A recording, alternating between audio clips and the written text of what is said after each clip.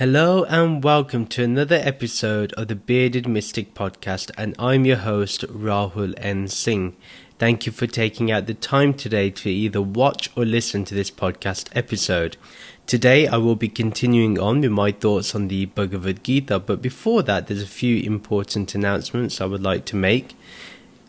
Please do give your support to the Bearded Mystic Podcast by signing up to our Patreon page for ad-free and bonus episodes and other benefits depending on the tier that you select. Details on how to sign up for those are in the show notes and video description below.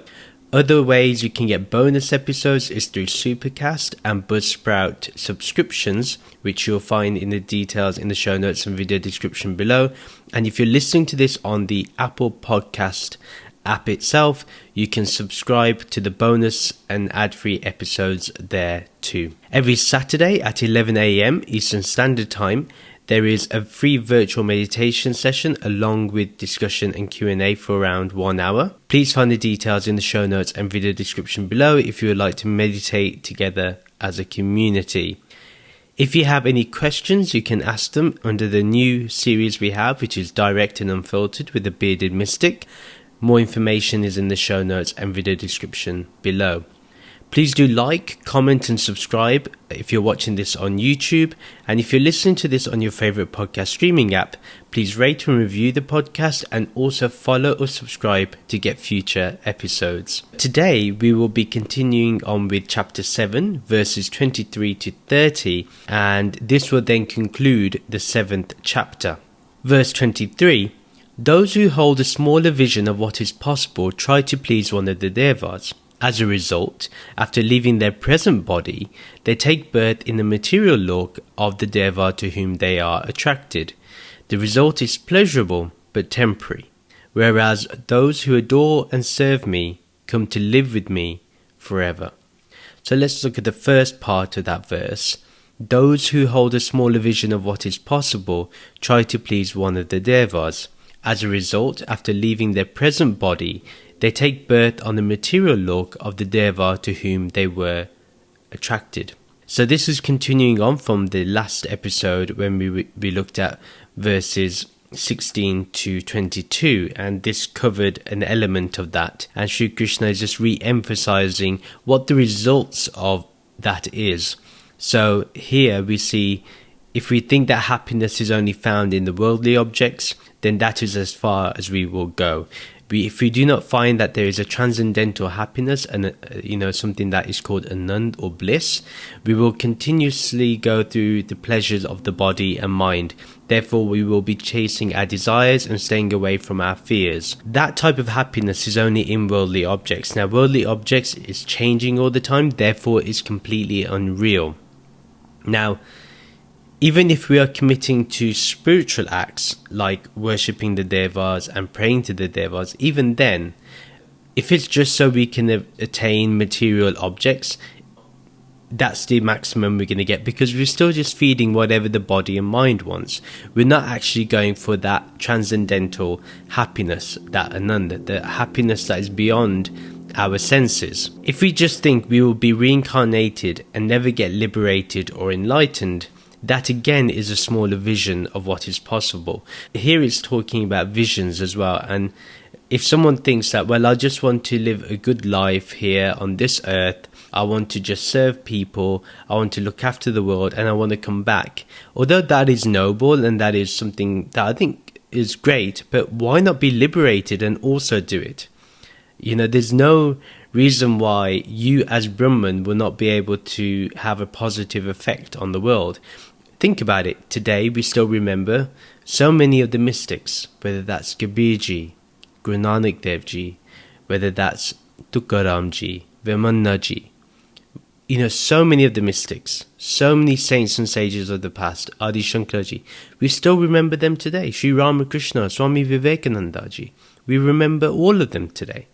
The most important thing is not to keep our vision limited. Hence, for most people, unfortunately, they try to please the devas to make their life more bearable in this life and the next. They want happiness in this life and the next.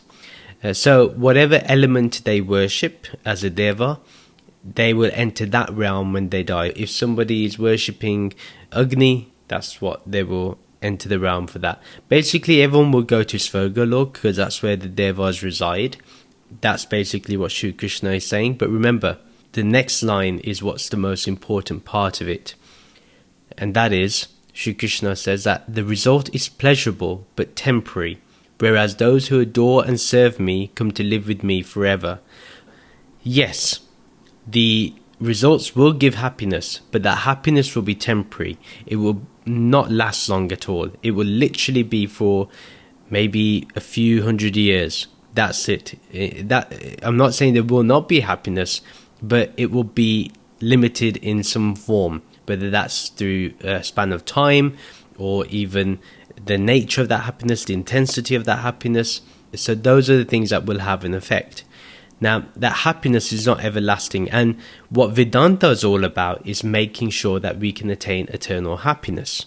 This is where we need to start thinking. Now, Shri Krishna says, those who adore and serve me come to live with me forever. Remember, if you see existence as Brahman, then you're serving humanity. Therefore, if you want to do those good acts, those acts of seva, of selfless service, if you want to do that, and you want to make the world a better place, why not do that at the same time as being liberated and seeing everything as Brahman? Because that will be a broader vision. Now, the question also that we may ask in a more direct way is, well, what happens to that person that only wants and desires Brahman? They enter into Brahman and they remain as Brahman. That's the result. So that's what Sri Krishna says here. Those who adore and serve me come to live with me forever. He's not talking about the physical Krishna. Those who think that are deluded and are still stuck in name and form. And Sri Krishna has told everybody that which is real is changeless. That Sri Krishna that was at the battlefield is no longer alive. Therefore, it has changed. So how can we say that that is the Sri Krishna we need to go to? No. That would be a deva then that we're worshipping. But the real Sri Krishna is Brahman. Now, for something to remain forever, like I mentioned, it has to be changeless. So that is another thing we need to remember. The clue is in the verse itself of what Sri Krishna is referring to. What we take from this is that yes, Sri Krishna's name and form is gone. That's it. It's not coming back. But his true essence is Brahman. His true existence is Brahman. Therefore, do not adore and serve Sri Krishna's idol or painting or something. Actually adore and serve Brahman and make the results everlasting. See everything as the Nirgun. The context of the whole verse is, those who love Brahman remain as Brahman. Those who keep their vision of happiness limited stay within those boundaries. The next verse, verse 24, those who have not yet developed the discernment of buddhi think that because I make an appearance within matter as an avatar, I too have come under matter's laws and control. They do not understand that I am beyond the three gunas of Prakriti and exist permanently outside the control of time. Now this is where it gets tricky. But we're going to explore this verse a bit more. We're going to break it up a little. So the first part is, those who have not yet developed the discernment of buddhi think that because I make an appearance within matter as an avatar, I too have come under matter's laws and control.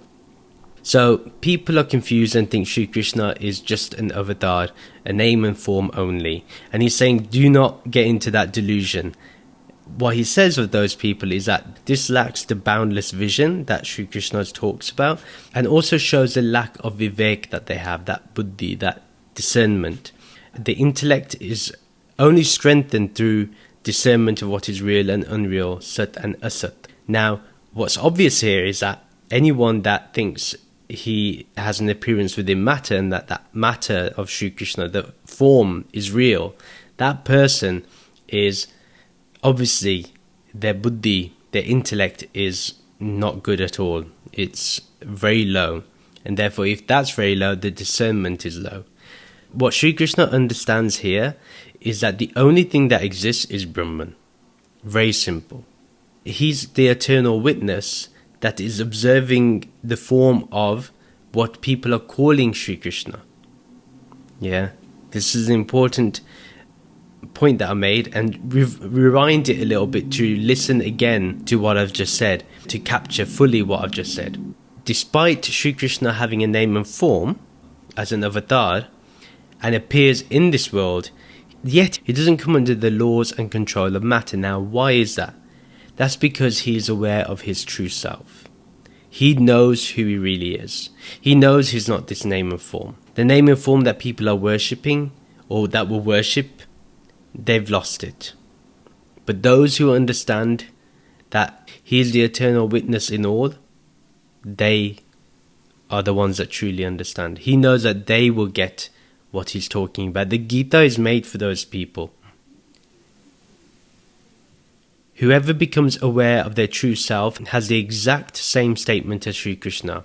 Therefore, strengthen your buddhi through discernment. You know that actually you as awareness have not come under matter's laws and control. Awareness is the subject. The object is the name, form, senses, and everything else. Even the buddhi comes under matter's law and control. Even discernment, because it's an object. You can be aware of it. The second part of the verse is, they do not understand that I am beyond the three gunas of Prakriti and exist permanently outside the control of time. Brahman is always beyond the three gunas of Prakriti, that's Sattva, Rajas and Tamas. Brahman is beyond Tamas because it is never lazy, nor is it in darkness or heavy. It is always aware of those things. Same thing with that Brahman is beyond Rajas because it is not hyperactive, nor is it in any motion. Therefore, again, it is aware of motion and it's aware of activity or hyperactivity. And Brahman is beyond Sattva because it's not the fleeting state of happiness or peacefulness. Remember, it is aware of peace. It is aware of happiness. So Brahman is beyond time, meaning Brahman is forever. Even here, Sri Krishna is giving the biggest hint that he is Brahman alone. His name and form will always exist within time, but as the Atma, he is beyond time. He is timeless. He permanently exists. There is no way he ends up belonging to time. If something is permanently existing in time, or beyond time, outside the control of time, then it has to be eternal. It can't be within the structure of time that we know it, where there is a beginning and an end. This understanding is very necessary when it comes to capturing what the Bhagavad Gita is saying. Now, before I go into the context of the whole verse, this is why I say this with all my heart, that those people that turn around to you and say, the Bhagavad Gita gives you good management skills, makes you a better human being, it makes you a better businessman, it makes you a better such and such. Those people have not understood what Sri Krishna is saying. Sri Krishna's main thing here, and I want to emphasize this, he's all about your mukti. He's saying, I am mukt, I am free, now you be free too. Now the question is, if someone's telling you that the Bhagavad Gita is giving motivational lessons or entrepreneurial lessons, business lessons, run away from such people. Run away. If you watch them on YouTube, close down that window. Otherwise, do not blame the Bhagavad Gita for your buddhi, your discernment being so low. You've been warned now. So, the context of the whole verse is that Sri Krishna asks us to really strengthen our buddhi through discernment of what is real and unreal, so we can understand what the Atma really is, and to break away from the changing name and form that we cling to.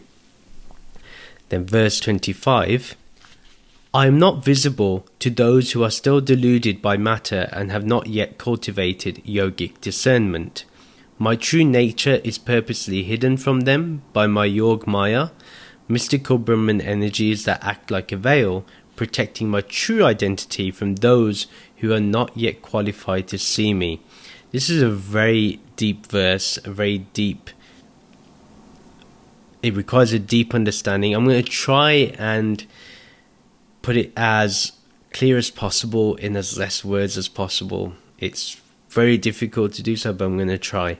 Let's break this up in two parts. The first part is, I am not visible to those who are still deluded by matter and have not yet cultivated yogic discernment. Again, that vivek is necessary. I just want to make that very clear. This is really obvious in terms of if you've not cultivated yogic discernment, you're still going to be in delusion.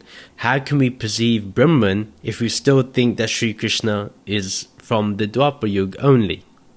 If we have just characterized Sri Krishna in that element, while reading the Bhagavad Gita, we have done a misservice. Sri Krishna is not the name and form here. When he's talking like this, he's talking as Brahman. And he's making sure that anyone that gets deluded by the name and form are put on the right track. We're very fortunate that the Lord has given his blessings that we can try to understand this. Now, if we still believe in an idolized form of Sri Krishna, we are deluded by matter. This is where I would say listening to my podcast requires you to be a bit more daring with your spirituality. If you still idolize Sri Krishna, I'm not saying do not have a murti of Sri Krishna. I'm not saying that. What I'm saying is go towards what Sri Krishna is pointing to. If he's saying that he is not matter, he is not the material, do not materialize him. That's all I'm going to say. If he is formless, let him remain as formless. If he is awareness, then let him remain as awareness. Sri Krishna's true form is Brahman. Therefore, go to Brahman and find peace. That's the ultimate thing. Anyone that sees Sri Krishna as not being Brahman or being less than Brahman, consider they have no yogic discernment. They cannot tell you what is real nor unreal. And anyone that cannot explain that has no right to be talking about the Gita. This is very important. The Bhagavad Gita is not a self-help book. It angers me when I see that. People utilizing the Bhagavad Gita for their own material desires and then mask it under the guise of the Bhagavad Gita. It's not there for self-help. The self doesn't need help. So any book you see in self-help of the Bhagavad Gita, run away. Nobody can be a monk, be a sannyasi, be a seeker, be a knower of Brahman and go back to self-help. When you know there's no self separate to the eternal,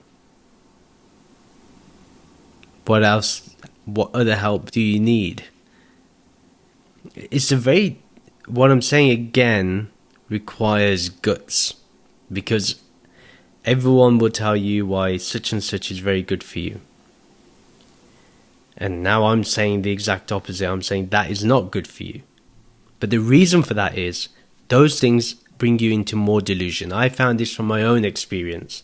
I'm not speaking from somebody else's experience. This is my experience. Self-help only made me more confused and actually gave me a lack of self-worth. And while reading things like the Gita and the Upanishads and the Ashtavakra Gita or Ramana Maharishi or any of the mystics, it actually helped me a lot more. By understanding the spiritual element properly, that helped me. So let's go to the second part of the verse. My true nature is purposely hidden from them by my Yog Maya. And what is meant by the Yog Maya is the mystical Brahman energies that act like a veil, protecting my true identity from those who are not yet qualified to see me. This is phenomenal. If we can understand this point, spirituality becomes so much easier. And it really, like, spirituality is easy, but we get confused by this one thing, Yoga Maya, by this actual Maya itself. What is Maya? And we'll go into it now. So this existence acts like a veil. Now, when we look at Sat Chit Ananda, Sat means existence, Chit means consciousness, Ananda means bliss. Now, what we say is that the ground of being, this Maya, is actually awareness itself. Yeah, awareness and the energy of awareness, it forms this Maya. It manifests this Maya. This manifestation being an object, we start associating ourselves with that object. For example, the Jeev is Brahman. Jivo Brahmeva na apara. But because the Jeev thinks it's the body and mind, because we keep associating the I am to the body and mind, there's confusion. So we think that Yoga Maya is what we are, but yet we are aware of the body and mind. Therefore, the body and mind is not me. It's not the true I am. Yeah. We are the I am before the body and mind. These are the few nuggets of wisdom that can take us far. That is essentially what Brahmgyan tells us. That this Maya that you see is the ground of existence. It's the shared being of existence. It's all oneness. But it's just a veil. It's just a veil, though. Beyond that veil is your true nature. So you do not say, I am the universe. I am aware of the universe. And that universe is powered by my awareness. And when I say universe, I mean all of existence. Now, hopefully we got that. If you haven't, I would say rewind. I will put this as verse 25b, so you can revisit it again. What to understand from here is that Maya is a servant of Brahman, and therefore hides Brahman, even though it is right here in plain sight. So it appears that it hides Brahman, but it's right here in plain sight. Right now, you may see a microphone, you may see me on the screen, but I can see right now there's only Brahman as different objects. Now, someone will say to me that you've actually made Brahman into an object here. No. Brahman is appearing as objects, but because I am aware of those objects, awareness is my true nature. I go to the primary source of what I am, not the secondary. The secondary is body and mind, or forms and names. Primary is awareness, formless awareness. And only a rare few are qualified to see Brahman, those with a strong intellect. And we know this because those people are the Brahmgyanis. So those that can tell the difference between Sat and Asat, Nitya and Anitya, are qualified to see Brahman directly. And throughout our commentary on the Bhagavad Gita, I can tell you there's been multiple times when we have discussed the Gyan of Brahman, the Gyan of the Absolute, the knowledge of the Absolute. And all that knowledge is being aware of your own awareness. That's it. Very direct. And that awareness is formless. It has no form, it has no name. Don't name it, don't give it a form. Stay away from doing that. And then remember that when you see name and form, that has come from your Yoga Maya itself, that unified Maya. Remember, Maya is not separate. Once you see, if there's only Brahman, how can Maya be a separate thing? When Brahman is omnipresent, the only thing. Formless awareness is the only thing. So there's only this formless, nothing else. The context of the whole verse is that Sri Krishna is telling Arjuna that only a few see his true identity as Brahman, and many fall under this Yog Maya, and they cannot see its true nature, which is formless awareness. Verse 26. O Arjuna, I know the departed beings and those who are still living, as well as those who are not yet manifest, but no one knows me entirely or grasps the full extent of my endless being. It's very smart. Again, can be easily misunderstood. If you see this in duality, you will be stuck. You gotta see this from a non-dual perspective. So I'm going to look at the whole verse together. Again, subtle point, but it's extremely deep. So the person who knows Brahman loses all their personal identity. Let me make that very clear. That person, neither does it manifest nor unmanifest. Neither is it still living, neither is it departed, and neither is it waiting to be manifested. So that person who knows Brahman, who is Brahman now, who's entirely allowed that gyan to settle in, that wisdom to settle in, that there is only Brahman, that one will be able to grasp the full extent of Brahman because they are already Brahman. That's what Sri Krishna is talking about here.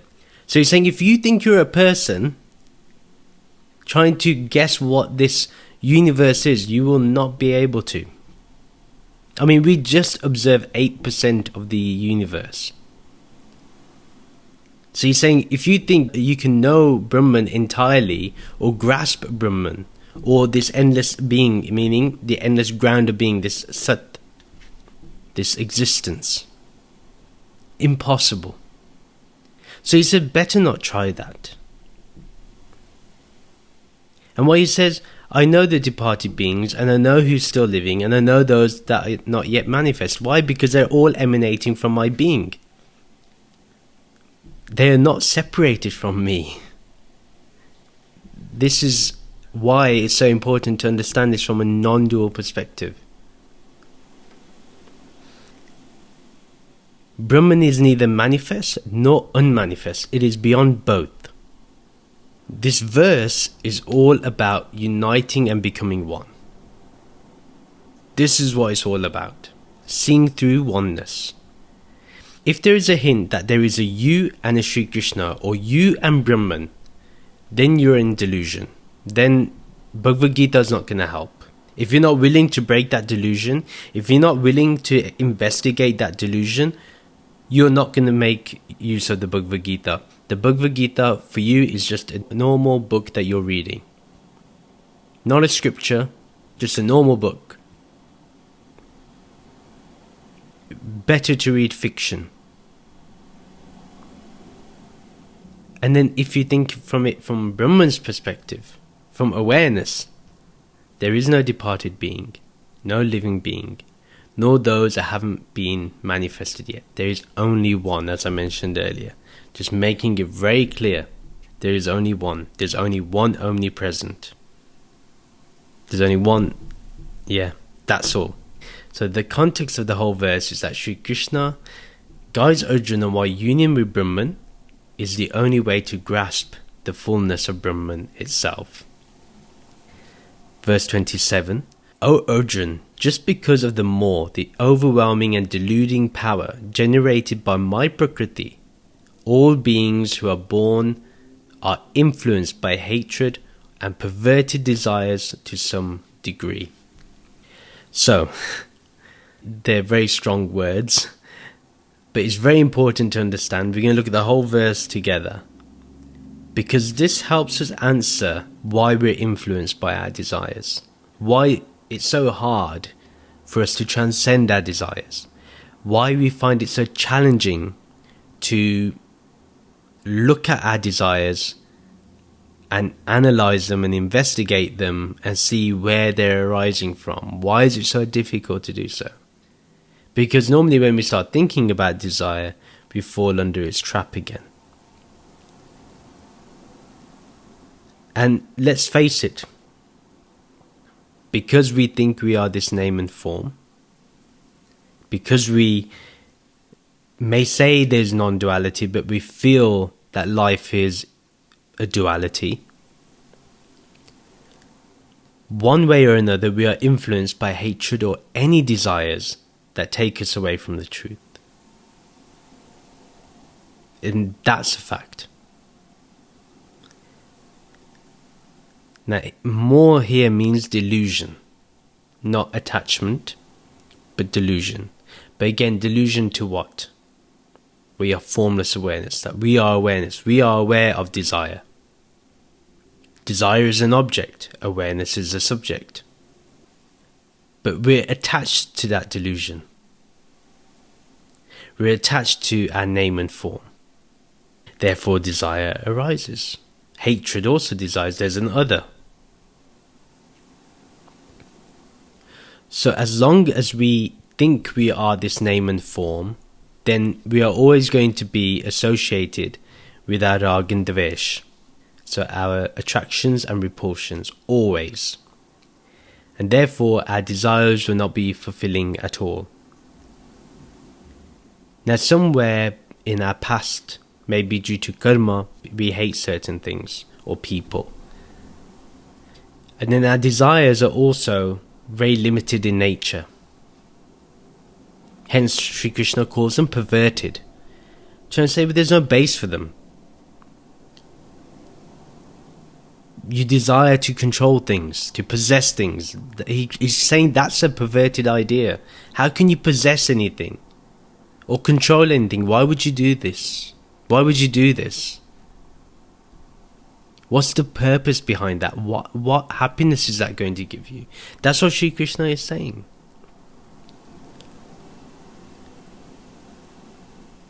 Because they only see Prakriti. They only see nature. They don't see the Purusha. They don't see awareness.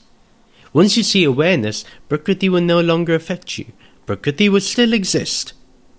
We're not saying that Prakriti will disappear, but you will see that Prakriti is the Purusha, or Purusha has allowed this Prakriti to be. The context of the whole verse is that Sri Krishna tells us the impact of our delusion and how it creates desires that we are not happy or pleased about, and how it causes us suffering and hatred. Verse 28. Those who have reached the end of their long evolutionary journey through matter, who no longer generate pap and instead perform punya, finally overcome the delusion and duality of matter. In that state of moksha, they serve and adore me constantly with sacred vows that always remain steady. Let's look at the first part of that verse. Those who have reached the end of their long evolutionary journey through matter, who no longer generate pap and instead perform punya, finally overcome the delusion and duality of matter. So the delusion is basically that there's duality of matter. Sri Krishna in this part of the verse is making it very clear that the absolute truth is non-dual. There is no duality. If you are to finally overcome duality of matter, that means there isn't duality at all. Okay? So once we have continued to evolve and move forward, we find our way to non-duality. Now, how can we do this? One, we need to do meditation. We need to meditate on formless awareness, on Brahman. You want to know how? You attend the Saturday classes. That's what we do. That's how we roll in those sessions. And then we discuss it later, how we can get more closer living as Brahman. Other ways, reading the scriptures, understanding the scriptures. Right now, you're listening to the Bhagavad Gita. you can ask me questions on direct and unfiltered. The other way is you can sign up to Patreon and listen to the Upanishad episodes. That also is a great way to help us understand this and go on this evolution. So we must do those things. Spend time with the right people. I'm not saying that you ignore your friends. What I'm saying is you spend time, some amount of time, some good amount of time with people who understand spirituality. And then serve others. Serve your family members. Serve your friends. Sometimes pay for a meal. Do little things. But that level of service will open your heart. That causes evolution. And remember to do those things as awareness. Because you will no longer generate pap, because you're the witness consciousness.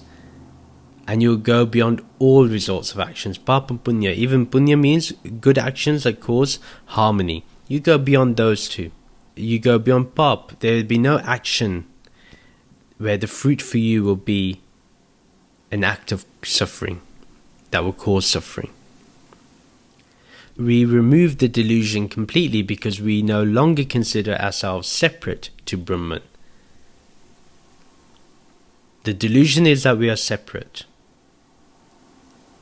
and that everything else is separated from each other.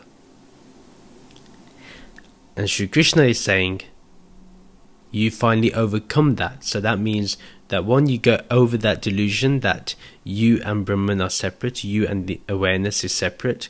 The second part is the many objects that you see is actually that one sat, that one existence, the one ground of being that is reflected from awareness. Then the second part of the verse, which is also a nice line. In that state of moksha, they serve and adore me constantly with sacred vows that always remain steady. When you enter the evolutionary road, the peak is moksha. So once you remove that duality of matter, you get rid of your delusions, that is freedom. Because there you understand there is only oneness. In that state of enlightenment, of liberation, we serve and adore Brahman, our own true nature. So we serve existence. Why? Because we see it as our true self. Now there's a responsibility. It's not simply, oh, I can do whatever I want to the planet. No, you then feel a sense of responsibility. You then care about it. The sacred vows is to remain in awareness and to see all as Brahman. Many people say the sacred vows is simply doing what is said in the Vedas, do the mantras, do certain rituals, or celibacy, or something like that. No. The sacred vows is, there is only Brahman. That's the sacred vow. That's it. Or, I am Brahman. Or, there is only formless awareness. There is only oneness. Those are the sacred vows. The sacred vow is, I'm committed to that truth. I'm committed to staying in awareness of awareness. That's the sacred vow. And to remain steady in it. To remain this way, our mind becomes steady and we enter into stillness. There will be no vritti, no movement in the mind. No movement created by our vasanas, our tendencies. So we are then composed and are beyond the pair of opposites. The context of the whole verse is that Sri Krishna talks about the peak of the journey of the jiva. Once we attain the state of freedom, mukti, we always remain steady regardless of the circumstances we go through in life. Verse 29, that state of moksha protects them from the effects of old age and death, and now they completely take shelter in me. Remembering their own Brahman nature, they now direct all their actions towards me as the adhyatma, the supreme and ultimate Atma. Let's look at the first part of that verse. That state of moksha protects them from the effects of old age and death, and now they completely take shelter in me.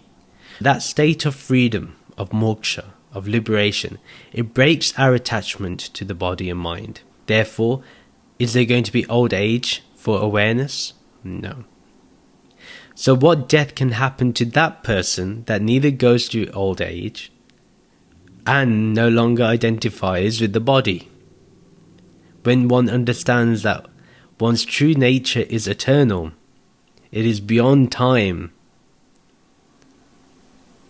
what death will happen? What old age? What effects of old age? That's not saying that the body will not go through old age or will go through the effects of that, of course. But will awareness? No. Awareness will remain as the observer. In that state, that person remains in the shelter of Brahman, remains in the shelter of formless awareness. And that's what we do. Then the second part of the verse is, remembering their own Brahman nature, they now direct all their actions towards me as advaita, the supreme and ultimate Atma. So remembering your own true nature, you perform all actions as a service to the divine. Remember, you see others as a divine, you see yourself as a divine, and it's the divine serving the divine, the one serving the one. That's all. That's how simple it is. So everything you do is in that Brahman nature. Yeah? There is nothing but Brahman nature. So every act is selfless. Every act is selfless service. Every act is doing it for yourself.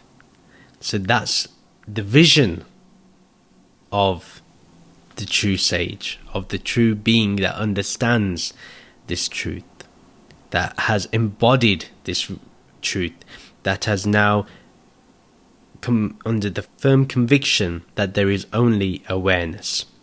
Then the context of the whole verse is that Sri Krishna gives the guidance of what a person in Brahman nature does, and that is to serve all with unconditional love, because there is only the one true self, which is you, formless awareness. Verse 30, which is the final verse of today and also of the 7th chapter. They also know me as Adibhuta, the supreme among all beings, Adideva, the origin of all divine beings, and the Adiyagna, the one who ultimately receives all sacred offerings. They know me perfectly in the steady focus of their yoga, even at the final moment when they leave their body. This is very interesting. So those devotees, remember, we're still talking about that devotee who is a jnani. So all these verses today has more or less been indicating what that jnani is or is not. So the first part of this verse is, they also know me as Adibhuta, the supreme among all beings. So formless awareness is the supreme among all beings. We know this. We know that everything is manifested from the supreme being. It's the highest there is, and that's the completion of evolution, is basically the understanding and the complete embodiment of oneness, of the ground of existence. Then he says, the Adideva, the origin of all divine beings. The origin of all divine beings, all the devas, is Brahman. Brahman is the base of all existence. So this is something we understand here too. And Adiyagna, the one who ultimately receives all sacred offerings. So all sacred offerings are given to Brahman. You may offer it to the Deva, but the Deva is an object. And therefore the reality is that if all of existence is Brahman, it's all going to Brahman. Brahman is the only thing that exists, and everyone in duality ultimately offers all to Brahman. They may know it or they may not know it. But we know that everything goes to Brahman. Then the next part is, they know me perfectly in the steady focus of their yoga, even at the final moment when they leave their body. So anyone with a steady focus on their spiritual practice knows Brahman. So true spirituality. Remember, spirituality is that which makes you free from duality, delusion. Freedom is when you know there is only awareness. So that is spirituality. Only they know Brahman. Not other things that people consider spirituality. This is spirituality. And when they leave their body, such beings, they know that this isn't the end because there wasn't even a beginning. They are free from all identity. And they no longer associate with the body. So they know what they are. That union is already there. And all they do at the time of death is relax into that union. They relax into awareness. They have transcended, and therefore they remain in the remembrance of their true nature, which is Brahman. This is what we're all looking for. This is what we want. This is certainly what I want. That at the end, when it comes to my final breath, that I remain in awareness. That my awareness doesn't go towards the body, towards the mind, towards my loved ones, but to see that in awareness, they are all in me. They are all extensions of the same one that I am an extension of. In fact, even the extension is the one. So that person relaxes. That person allows that understanding to flourish throughout their life. So at this final moment, they do not falter. They do not give way to desire. They do not give way to hatred. Even to the point, even if the body is failing, they don't hate the body.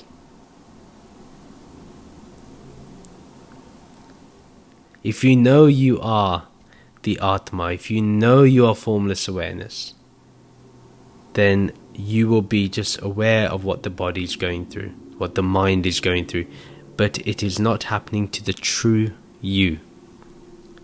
And when death happens, the world may grieve, but you know you never left in the first place. So that is the end of the episode. I think I gave the context of the whole verse there. Thank you very much for listening. Please do share this podcast with your friends and family who may enjoy this content. Do follow me on social media to keep getting updates. Join the Bearded Mystic Podcast WhatsApp community group to continue the podcast discussion. Details are in the show notes and video description below. If you would like to support the Bearded Mystic Podcast, do check out the podcast Patreon page. Details are in the show notes and video description below. Please like and comment on this video and subscribe to this YouTube channel. Please follow, subscribe to this podcast on your favorite podcast streaming app. Thank you very much for listening. Let's end with the Soham and Shanti mantra. Soham, Soham, I am that, I am that. Om Shanti, Shanti, Shanti. Om peace, peace, peace. Namaste.